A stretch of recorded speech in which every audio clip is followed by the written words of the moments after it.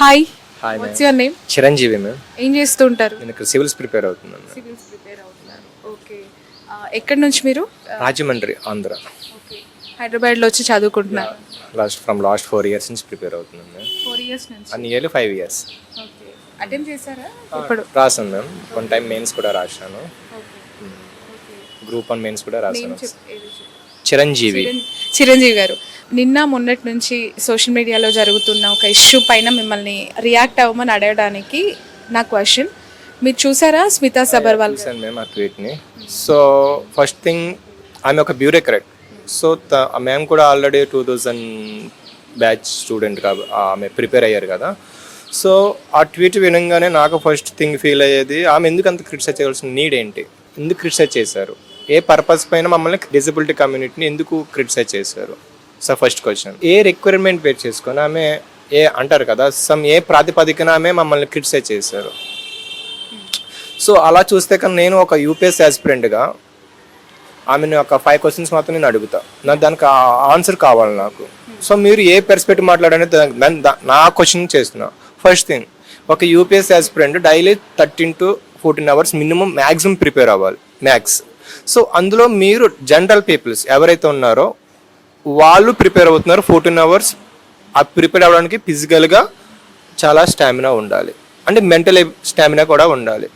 So మీరే sometimes regret feel అవుతారు, ఫిజికల్గా మీరు కూడా సమ్టైమ్స్ స్ట్రెయిన్ అవుతారు.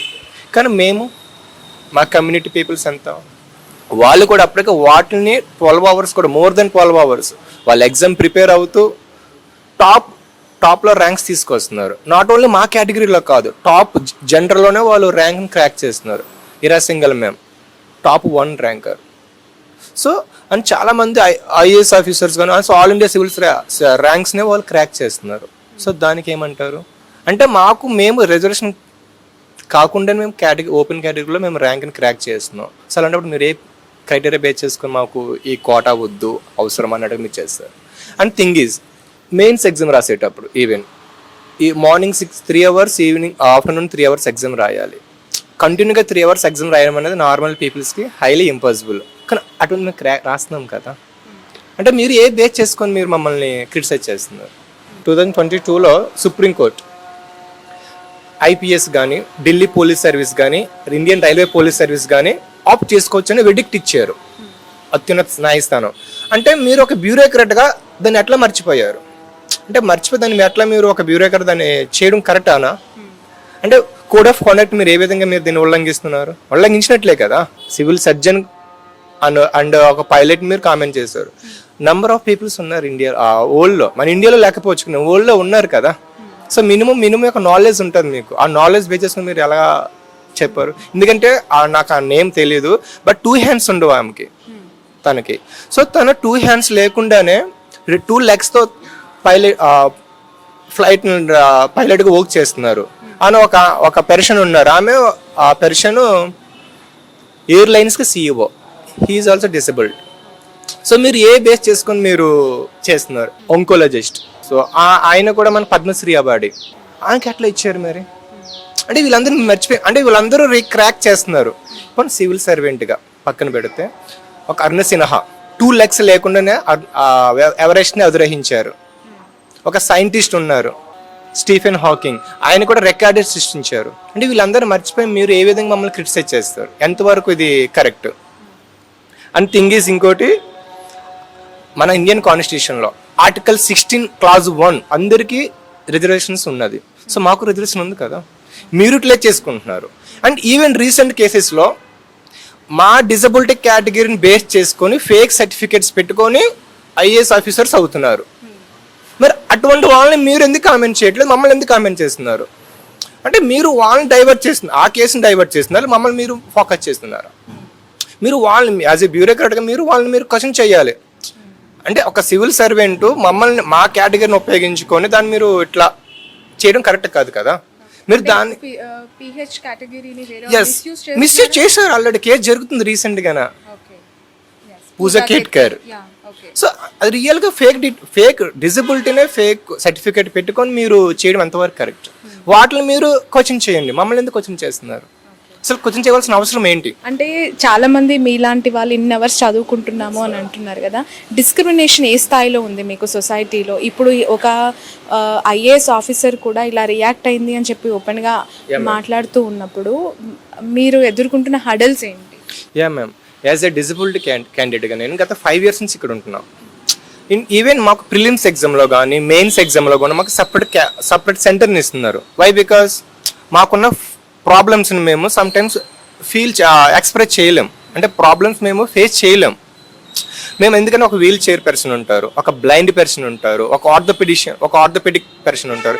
వీళ్ళకి కావాల్సిన మినిమం బేసిక్స్ నీడ్స్ మేము ఓవర్కమ్ చేసుకుంటూ రావాలి. సో మీకు అవన్నీ తెలుసు యాజ్ ఎ బ్యూరోక్రాట్గా. మీరు అవన్నీ ఒక నార్మల్ అన్ఎడ్యుకేటెడ్ పీపుల్ చేసినట్టే దానికి ఒక వాల్యూ, అంటే దానికి ఒక అర్థం ఉంటుంది, ఎందుకంటే వాళ్ళకి తెలియపోవచ్చు. కానీ మీరు యాజ్ ఎ బ్యూరోక్రాట్గా ఉండి మీరు మా ప్రాబ్లమ్స్ తెలుసు, మీకు తెలుసుకుని మీరు అట్లా ఓవర్ కామెంట్ చేయడం అనేది బై బర్త్ నుంచి నేను నాకు ఇది బై బర్త్ నాకు 100 దీంతో అలవాటు అయింది. బట్ నేను some times feel hard, but దాన్ని ఓవర్కమ్ చేసుకుంటే డైలీ 4 hours ఆన్సర్స్ రాస్తా. మాకు ఎగ్జామ్స్ ఇస్తుంది టైం, యూపీఎస్సీ 1 hour ఎక్స్ట్రా మెయిన్స్లో. కానీ దాన్ని తీసుకోమా 3 hours ప్రిపేర్ అవ్వాలి. బికాస్ ఆఫ్ మేము మీతోనే కాంపిటేట్ చేయాలి. మాకు కేటగిరీ ఉంది కదా, మాకు ఎవ్రీ ఇయర్ 30 to 40 పోస్టులు ఉన్నాయి కదా అని చెప్పి దాన్ని పక్కన పెట్టేసి మేము ఓవర్కమ్ చేసుకుని టాప్లో నిలుస్తున్నాం. దానికి మీరు ఏమంటారు? ఓన్లీ లెఫ్ట్ హ్యాండ్తో మీరు రాస్తూ ఉన్నప్పుడు ఆ టైంలో మీకు వచ్చే ఇబ్బందులు, ఎస్పెషల్లీ చాలా మంది 2 hands ఉన్న లెఫ్ట్ హ్యాండర్స్ ఉంటారు, బట్ మీరు ఒక హ్యాండ్తో మెయిన్స్ టైంలో మేము exactly morning 3 hours, afternoon 3 hours రాయాలి. మా ఫ్రెండ్స్ చాలా మంది, చిరంజీవి మాకు హ్యాండ్ పెయిన్ వస్తుంది Chiranjeevi, but how you can నువ్వు ఎట్లా ఓవర్కమ్ చేయగలుగుతున్నావు అంటే మెంటల్ ఎబిలిటీ. మేము ఫిజికల్ వీక్ అయి ఉంటే సమ్ టైమ్స్, బట్ దాన్ని మేము ఓవర్కమ్ చేసి మీతో కాంపిటేట్ చేస్తున్నాం. ఎట్లా మేము చేస్తున్నాం అంటే మేము అంటారు కదా, దేవుడు ఒకటి తీస్తే ఇంకోటి ఇస్తాడని. మేము అయ్యి ఉండొచ్చేమో అది మేము, ఎందుకంటే మాకు లోపం పెట్టవచ్చు దేవుడు శారీరకంగా, బట్ మేము దాన్ని ఓవర్కమ్ చేసి మీతో కాంపిటేట్ అవుతున్నాం. ఇంకా so I request you ma'am, ఇటువంటి కామెంట్లు చేసే ముందు మాకు బ్యూరోక్రాట్ కాబట్టి ఆలోచించి మీరు ఒక 1 day ఆర్ సమ్ అవర్స్ మీరు మా కమ్యూనిటీ పీపుల్తో కమ్యూనికేట్ అవ్వండి, అది సర్వీస్ చేయండి మీరు యాజ్ ఎ బ్యూరోక్రాట్గా. సో అప్పుడు రియల్ గ్రౌండ్ లెవెల్ ఏముందో తెలుస్తుంది. ఇప్పుడు మీరు అన్నారు కదా మ్యామ్, అంటే ఫీల్డ్ వర్క్లు చేయగలుగుతారని. ఐ కెన్ కదా, అంటే సమ్ పీపుల్ చేయకపోవచ్చు, but I'm disable, but I can walk.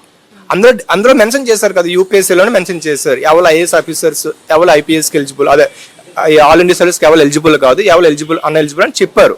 దానికి కూడా క్రైటీరియా సిట్టింగ్ అని, వాకింగ్, సీయింగ్, ఆర్ 2 hands పనిచేస్తున్నా లేవని ఇచ్చారు. అని దాన్ని బేస్ చేసుకొని యూపీఎస్సీ ఇస్తుంది కదా. సో సో మీరు దాన్ని జడ్జ్ చేయకూడదు కదా. సో దీన్ని మీరు యాజ్ ఏ ఒక డిజబుల్డ్ పీపుల్గా రిక్వెస్ట్ చేస్తున్న మీరు ఆ కామెంట్ డిలీట్ చేయండి first. Thank you ma'am. Rank కొట్టాలి మీరు కూడా. నా హోప్ అదే మ్యామ్. అంటే ఈవెన్ నేను తెలుగు మీడియం ప్రిపేర్ అవుతున్నాను. వన్ మోర్ థింగ్, నేను యూపీఎస్సీ తెలుగు మీడియం ప్రిపేర్ అవుతున్నాను. ఎందుకు అంటే నేను వచ్చింది గ్రామీణం నుంచి, రూరల్ బ్యాక్గ్రౌండ్ నుంచి వచ్చాను. సో నేను 5 years బ్యాక్ మ్యామ్ దగ్గరికి వచ్చినప్పుడు ఒకటే అన్నారు, నువ్వు కన్సిస్టెంట్గా కూర్చోగలిగితేనే ప్రిపేర్ అవ్వు. We need to overcome with general people. నువ్వు డిసేబిలిటీని మర్చిపో, నీకు ఉందని చెప్పి నువ్వు రావద్దు. నువ్వు దాన్ని ఓవర్కమ్ చేసి మనం నార్మల్ పీపుల్తో కాంపిటేట్ చేయాలి. సో ఈవెన్ ఇంగ్లీష్ కంటే తెలుగులో రాయడం చాలా కష్టం మ్యామ్. సో దాన్ని ఓవర్కమ్ చేసి నాలాంటి పీపుల్కి నేను ఇంకా మోటివ్గా నిలవాలి. అదే నా అల్టిమేట్ గోల్. బికాస్ ఆఫ్ నేను గత 5 years నుంచి మేడం గారి దగ్గర నేను ఉంటూ ప్రిపేర్ అవుతున్నాను. షీ మోటివ్ ఎవ్రీ మినిట్ మీ. నన్ను చాలా మోటివేట్ చేస్తారు ఆమె. సో అల్టిమేట్గా చెప్పాలి అంతే మ్యామ్. Thank you ma'am.